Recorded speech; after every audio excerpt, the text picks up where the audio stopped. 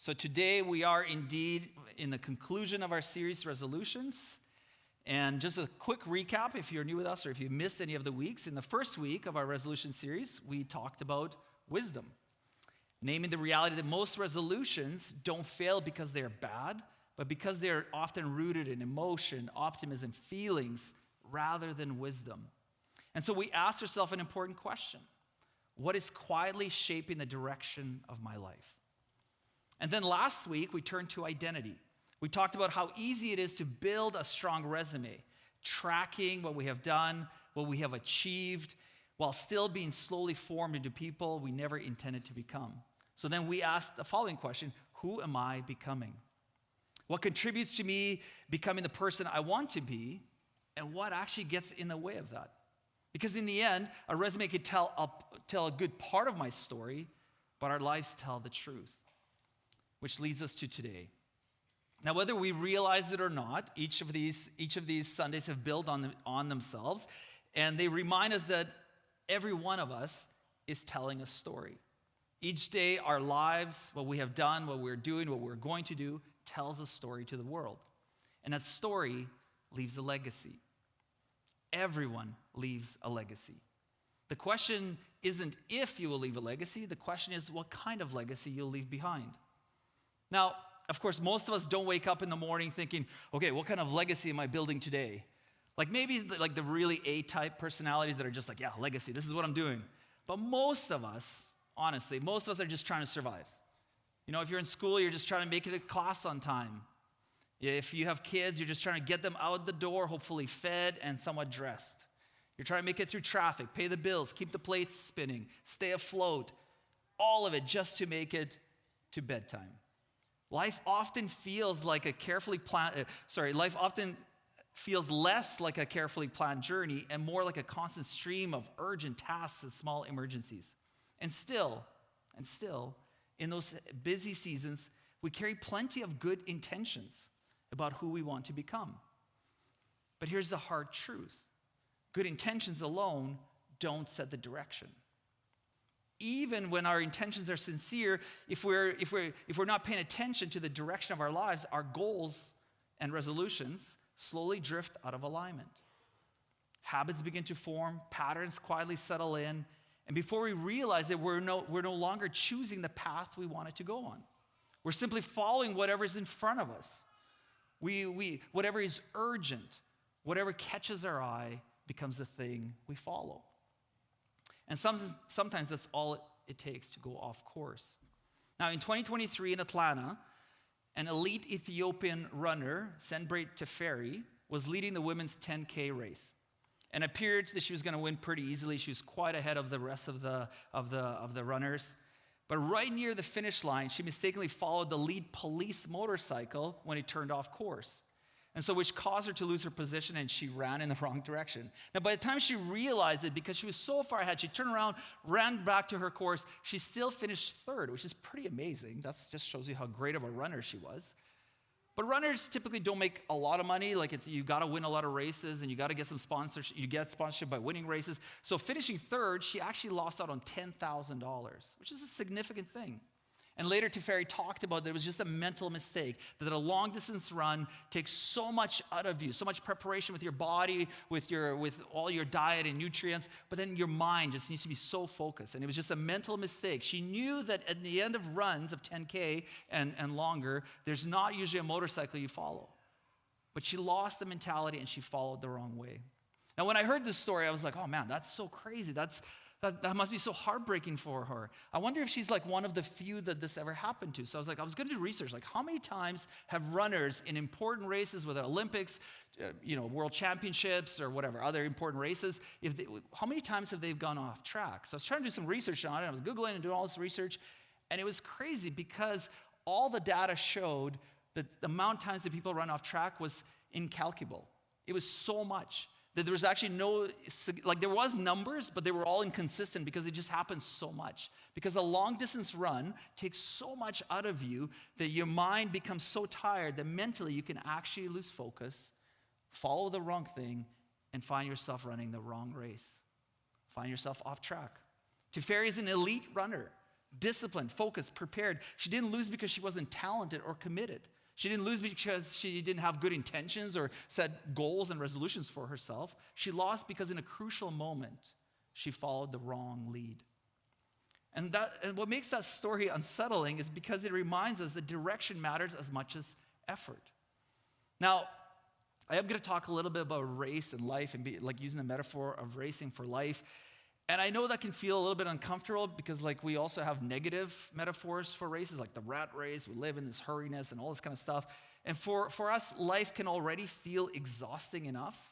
And the last thing we need, the last thing we want is another competition, another finish line, another pressure to perform, another resolution to set up just to fail.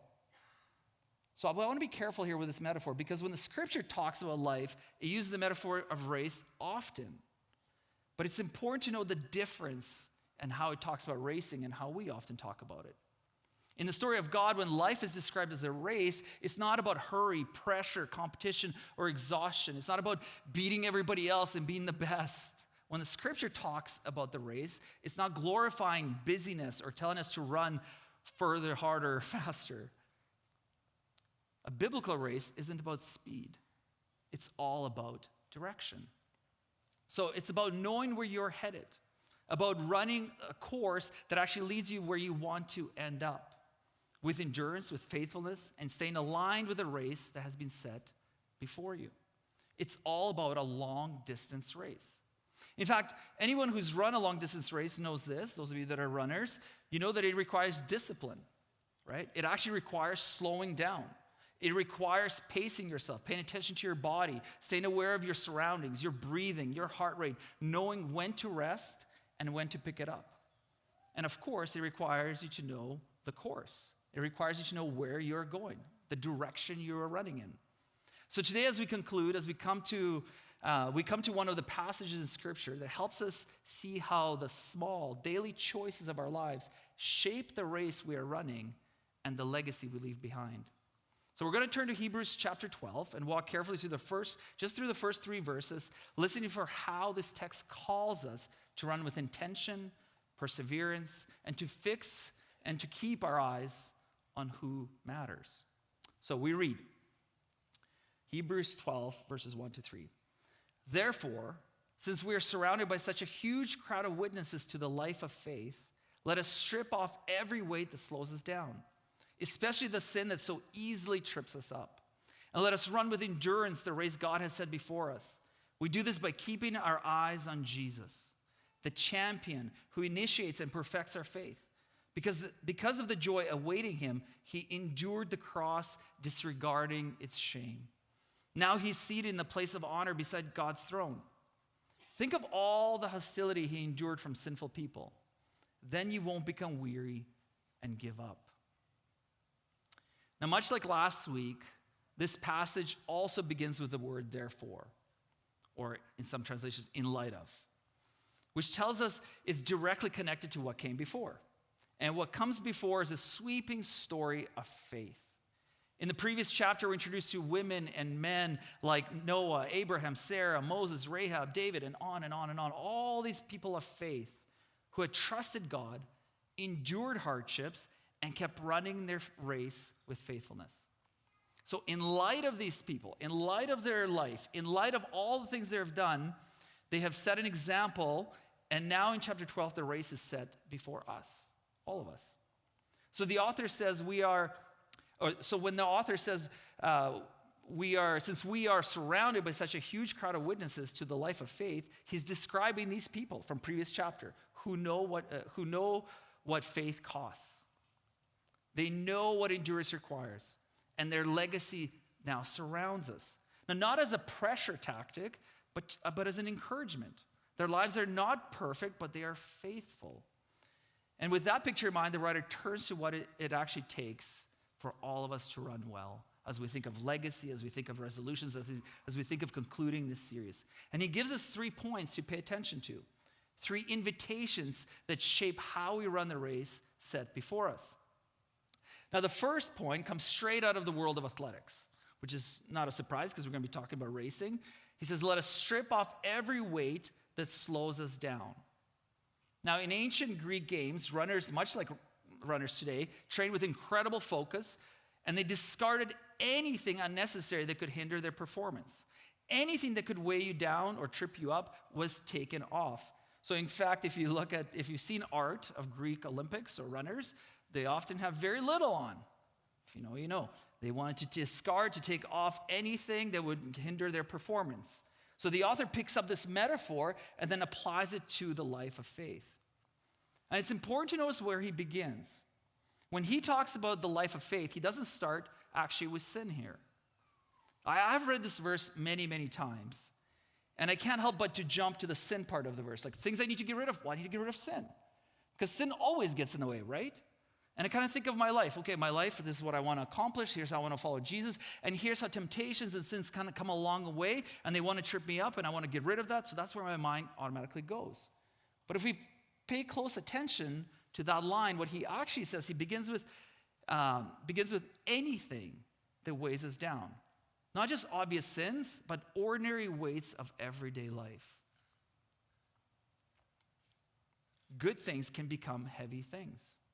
Full calendars, constant pace, little margin, always connected, rarely present. Now, none of these things are automatically sinful. Being responsible, engaged is good.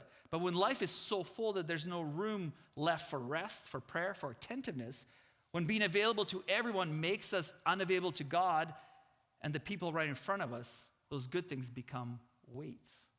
Now, they're not evil, they're just heavy. Not everything that slows us down is bad in itself, but some things still keep us from running well. So the author invites us to start there with those weights. Before we jump into obvious things, start to consider, what are the weights that are slowing me down? What are things in my life that they become such a rhythm that they're now things that trip me up? The weights that trip me up and slow me down. And then he names something more specific, especially the sin that so easily trips us up. Now notice when he talks about this part, when he does land on sin, what he doesn't do. He doesn't define a particular sin. Like there's not a list or a hierarchy, because the point isn't to single one kind of failure. The point here in the theme of the whole chapter and the book is actually broader than that. Because sin in all its forms has a way of wrapping itself around us, of sticking close, of tripping us up when we least expect it. Now, some translations call it a snare or a trap in this passage, something that just entangles our feet and makes it harder to keep moving forward. Often it's the kind of sin we have learned to justify, explain away, or manage away until it quietly slows us down, redirects our lives. I mean, we still have great intentions, but our direction has shifted because this thing is still there. We're managing it, but it's there and it's tripping us up. Now, let's be honest, most of us don't drift off course all at once. It usually starts with something we notice. We know it's not good for us. We know it's not great. We know it might trip us up. We've heard it's not good for us, but we explain it away. Oh, it's just a busy season. I'll deal with this later. This isn't really a problem. And for a while, nothing actually seems wrong. We're still showing up. We're still moving forward. We're still doing good things, but slowly something changes. We're more tired because we carry this weight, more reactive than we should be, less attentive, less free. We still have good intentions, but our direction has quietly shifted. And that's what the writer is talking about. Not a sin as dramatic, not a sin as a dramatic failure, but as something that subtly entangles our feet and makes it harder for us to run the race set before us. So invitation here is actually, as the author starts this conversation of life and legacy and race, is simple but demanding. If we want to run well, we have to be willing to let go of whatever trips us up, whether it looks harmless or whether it's obviously harmful. We have to let it go so that we can keep moving forward. Then the author makes his second point for this race. He says, let us run with endurance the race God has set before us. He says, let us run with endurance. Now, I want to suggest that this invitation is actually something that aligns with our desires to set resolutions. Because we are designed with a mission, purpose, determination, and race in mind. We were actually all created to run a race, to have a direction. to go towards God. We were designed for this. And we long to do this. We long to do that well. It's part of our makeup. We were crafted, where we were created with direction for life. So the word race then is not casual. It is demanding. It requires resilience. It has eternal perspective because you were made for it. It is connected to the life we were created for, a long-distance race. It's not a sprint. And this matters because so many of our resolutions fail right here. We know we should set them. We know something in us, how we were created, is set to have some kind of goal, so we create resolutions. But the reason they fail is because we set them for short-distance runs. We expect immediate change. We look for quick solution, quick turnarounds, but when we don't see results right away, we assume something isn't working, and so we quit. But the story of our lives isn't written in 100-meter bursts or dashes. It's written over miles, over years, through consistency, through running with endurance. Formation takes time, and it leaves a legacy. Now, there's one more important detail that I want us to note in this sentence that the author says here, which is the race God has set before us. Now, those of you that are Bible readers, have you ever noticed this part of that line, the race that God has set before us? Which means the invitation isn't to run someone else's race here, right? The invitation here to run the race God has set before us is to run the race God set before us. Not to look at other people's achievements and make resolutions based on someone else's life. No, it's an invitation to run the race entrusted to you. The race given by God, who knows your strengths, who knows your limitations, who knows your abilities, who knows your vulnerabilities, who sees all that you are capable of, and then says, I trust you with this race. To run it faithfully and to run it with endurance. Now, if I'm honest, there has been many moments in my life when I would have preferred to design my own race. Carefully curated around my preferences, my comforts, and my timelines. There have been plenty of times in my life when I had envied someone else's race. Maybe you've had moments like this too. But then the author says, but the author says, let us, including himself, run the race God has set before us, not anybody else's race. And then the writer comes to his third point for shaping how we run the race. And he uses a striking phrase when he says, we do this by keeping our eyes on Jesus. The race set before us has a goal, keeping our eyes on Jesus. There's a directional language in this race. It doesn't just mean thinking about Jesus. It means deliberately looking away from everything else in order to fix our attention on the one who matters. Because you can't run forward well if your focus is constantly divided. A runner who keeps looking around will eventually drift off course. If you're always watching the other runners checking their pace against your pace or getting distracted by what's happening around you, you'll eventually lose your stride. Direction is lost when focus is scattered. So the image Hebrews 12 gives us says, choose your direction. Stop looking around. Stop measuring your life against someone else's race. Fix your eyes on Jesus. And here's why this matters so deeply. Because the race we're running doesn't just shape our present. It shapes the story that will one day be told about our lives. Direction over time becomes legacy. Now, one of the privileges of my role as a pastor is walking with families through many significant markers of life.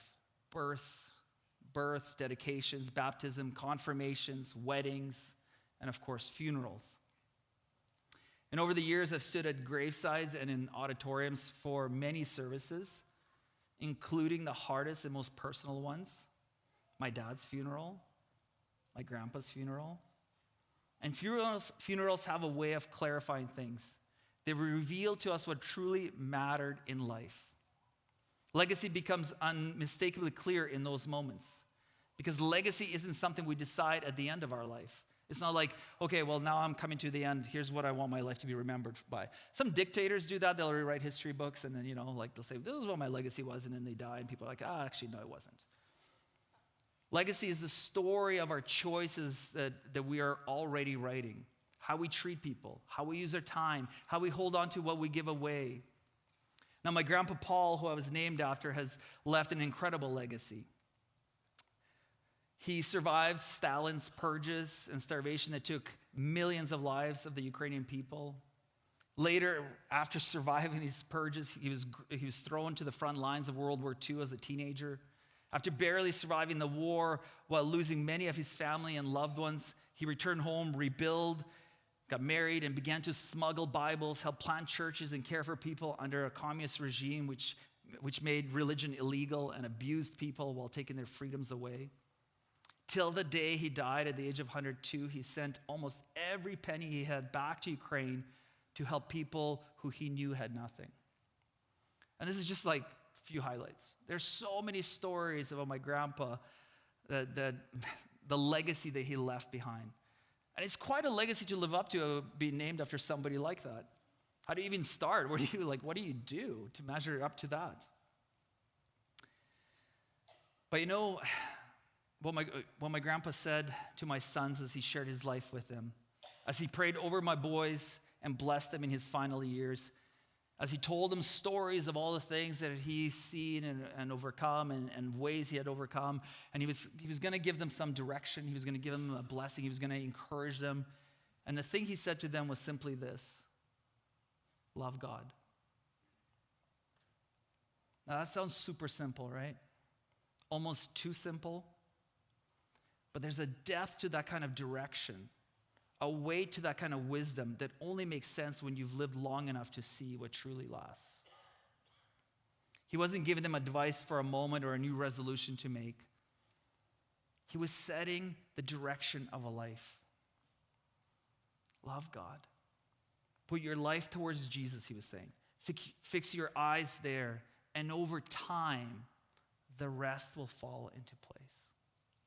In other words, run the race set before you, your race, not anyone else's. Run your race. Keep your eyes on Jesus. Love God. And that's exactly how the writer of Hebrews puts it. He says, keeping your eyes on Jesus, the champion who initiates and perfects our faith. Because of the joy awaiting him, he endured the cross, disregarding its shame. Now, one of the striking things in this verse is how joy and suffering are actually held together. Have you noticed that? The tension runs through the New Testament, and it certainly runs through our lives. We know that joy and suffering exist. We've experienced it. On the night before Jesus' arrest, he spoke about joy, his joy, and even prayed that his disciples would share in it. The promise would have echoed later as they looked back on his suffering and death. The author doesn't define joy here, but he emphasizes something crucial. The joy was set before Jesus, placed out in front of him, given priority. It shaped how he endured suffering. And there's a connection here, right? Just as there is a race set before us, there was a joy set before Jesus. In both cases, the outcome rests in God's hands. The suffering in view is the cross, the clearest picture of endurance. And when the text says Jesus disregarded the shame, it doesn't mean he denied the pain or the suffering. It means he refused to let shame have the final word. In light of the joy ahead, shame lost its power. And then we read it now, Jesus is seated in the place of honor beside God's throne. A reminder that the cross was not the end of the story, but part of the path. We read, think of all the hostility he endured from sinful people. Then you won't become weary and give up. So the author tells us, fix our eyes on Jesus. It's for a very practical reason, so we don't grow weary and give up. Because our lives are full of joy and suffering. We know that. When suffering comes, it can be so easy to become weary and give up. So he worries about the slow erosion, this author. He worries about the quiet wearing down over time, the weight that might shift our direction and pull us away from our goal. And the remedy for him isn't more effort, better discipline, or a new resolution. It's focus on our goal. Keep our eyes on Jesus. That kind of attention doesn't just inspire us, it sustains us. The cross here is never treated as a tragedy that stands alone. It is always joined to resurrection and life.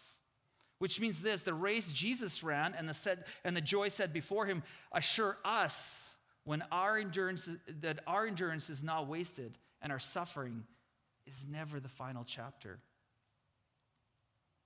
After all, the truest legacies are not measured by how much money we made, how house we lived in, the titles we carried. They're remembered by how we loved, how we treated people when no one was watching, how we showed up when it mattered, how we stayed, forgave, listened, and gave ourselves away. It's marked by the race we run. So here's the now what. As we conclude our series resolutions, setting goals is fine. We should set goals. But setting our direction is more important.